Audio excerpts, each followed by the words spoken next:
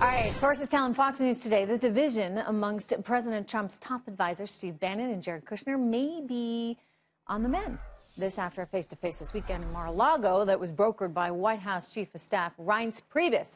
Some are even calling it a truce. The two haven't seen eye to eye on many issues, from health care reform to immigration, and most recently, Syria, interestingly enough. But are these rumors of infighting just being fueled by liberals who want to get rid of Steve Bannon and his brand, basically, of conservatism? The White House has this to say. Listen.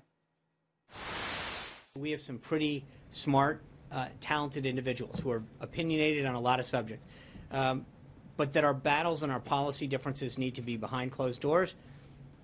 We need to focus and ultimately all come out committed to advancing the president's agenda. But he is completely aware of the talent that he has, and that's part of the reason that he's brought this team together, is because of the talent and successes and accomplishments they've had.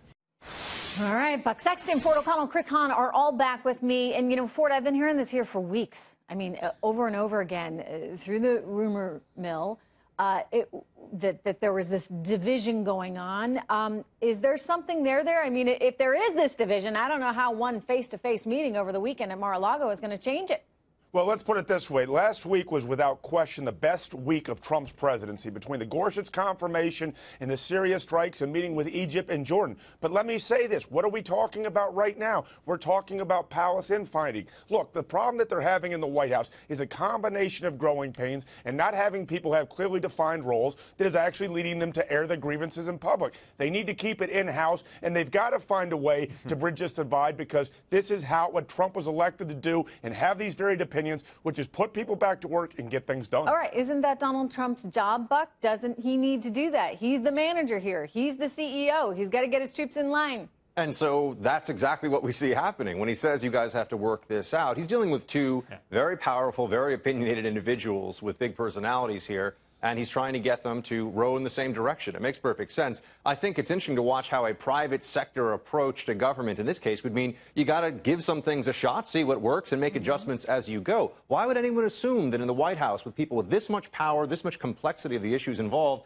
it would all just fit into place, and those are your people for 4 years? I do, however, think the media plays this stuff up, because resignations, recusals, investigations, this is how they plan to get the Trump administration slowed down. That said, one of the things that I think people find interesting about these particular individuals is that Jared Kushner and Steve Bannon come from sort of a different intellectual school of thought, if you would. Explain that, Chris, and why that makes it all the more intriguing. In other words, Donald Trump is surrounding himself, shall we say, with a real diversity of opinion.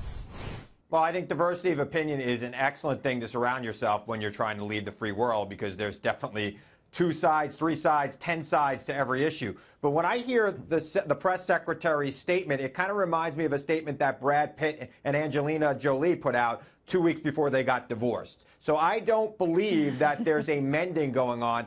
I do believe, having seen both Jared Kushner and Steve Bannon before they were in the White House work, that there is definitely going to be a rift there. And if I was Steve Bannon, I would worry about going against the family, because that's really what's going on here. You know, ultimately, you know, family's going to kind of trump everything. No pun intended here, Ford. I mean, Jared is married to his daughter. We know his daughter has a big influence on him. He clearly respects her husband. He now has an official position in the White House.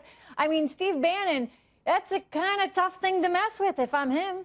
Well, look, I think that this is an unwinnable battle for Bannon to go against the family, but that does not mean that Trump does not need Bannon's nationalist perspective in terms of trying to get people, you know, back to work and getting things done. Remember, Donald Trump... You don't think he needs Bannon? Yep, but I think he does need Bannon. I think he does need Bannon. I think he needs all different views. Remember, he was not elected to be the president of the Republican Party. He was not elected to be a doctrinaire conservative. He was elected to put people back to work and get things done. You know, Buck, well, just to elaborate on that with Buck, and then over to you, Chris. I mean, in other words, throughout, I mean, people were critical of him early on because he didn't represent traditional conservatism. I mean, this is a guy who's really not not party restricted in any way, and that's what's a little confusing for some. Well, I think the biggest concern, if you speak to a lot of conservatives, is that the only thread of Republican ideology or right-wing ideology that isn't represented very well in this White House is actually a traditional conservative one. You've got Reince as a mainstream GOP guy. You've got Bannon as a sort of GOP populist. And then you have Kushner, who is a technocrat, I guess we would say. I'm not sure where he would fall on the right-wing spectrum. Yeah. Point here being you don't really have very good conservative representation here. That said, Trump is having to herd cats in a sense. He's trying to bring together disparate points of view, and that's going to be complicated. And I think so far he's doing a pretty admirable job. Go ahead, Chris. If Trump wants to expand his popularity, he does not need Bannon. There really is no traditional conservatism in a broad sense. There is Trumpism in a broad sense, and then there is everything else. And everything that is not Trumpism despises Bannon. So Trump is going to part ways with Bannon. It's just a question of when. Chris, to your point, the Republican Party is now the party of Donald John Trump. And if it comes down to Bannon or Kushner, there is no question that Bannon's going to get thrown to the side of the door. But I think that because of the way Trump works and how he likes to shake it up, he likes to have strong opinions to all areas of the spectrum. I think what the media gets wrong about the Republican Party is they focus on and think we all have the same ideology. We are far more ideologically diverse than the Democratic Party, and you have to have all of that in there. But let's be clear here. Let's be clear here, Ford. Trump was not a rigid ideologue. Bannon is a rigid ideologue. That's why Bannon won't fit in the long run. Ford is saying it's a big tent. After all, in other words, a very big tent. All right, Buck, Ford, Chris, thank you so much.